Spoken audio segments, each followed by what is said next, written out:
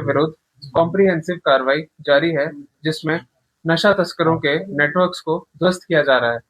इसी क्रम में थाना बालूगंज में मुकदमा नंबर 27/26 दिनांक 23 फरवरी 2026 पंजीकृत किया गया था, जिसमें अविनाश चौहान पुत्र स्वर्गीय माठूराम चौहान रेजिडेंट चौपाल के कब्जे से 6.7 ग्राम चिट्टा बरामद किया गया था।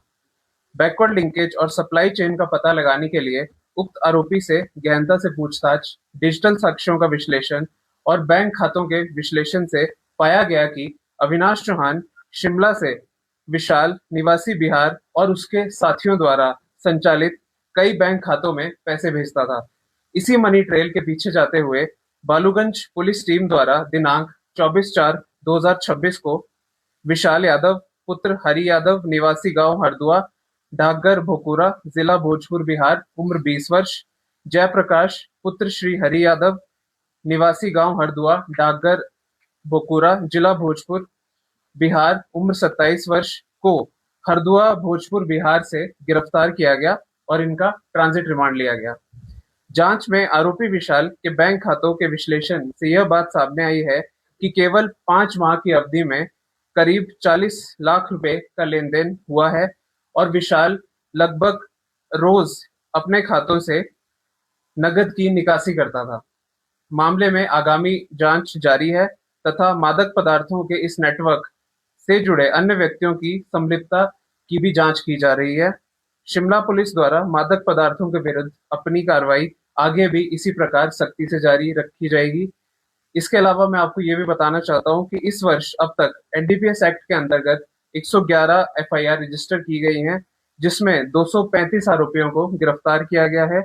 सप्लाई चेन को ध्वस्त करने के लिए बैकवर्ड लिंकेज में अब तक 30 आरोपियों को विभिन्न राज्यों जैसे पंजाब, हरियाणा, उत्तर प्रदेश, बिहार, भारत नेपाल बॉर्डर, केरला आदि से गिरफ्तार किया गया है। इसके अतिरिक्त पिट एनडीपीएस एक्ट के अंतर्गत 35 आदतन अपराधियों को जेल भेजा गया। धन्यवाद।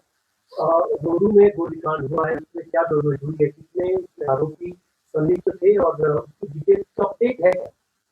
जी, जो ये घटना हुई है रोडू में चिड़गांव में, इसमें जो है पुलिस द्वारा हत्या के मामले में 103 बीएनएस एर्स्टाइल 302 आईपीसी में मुकदमा हत्या का मुकदमा रजिस्टर किया गया है और 2 आरोपियों को गिरफ्तार भी कर लिया गया है, जिसकी डिटेल आपसे शेयर कर दी गई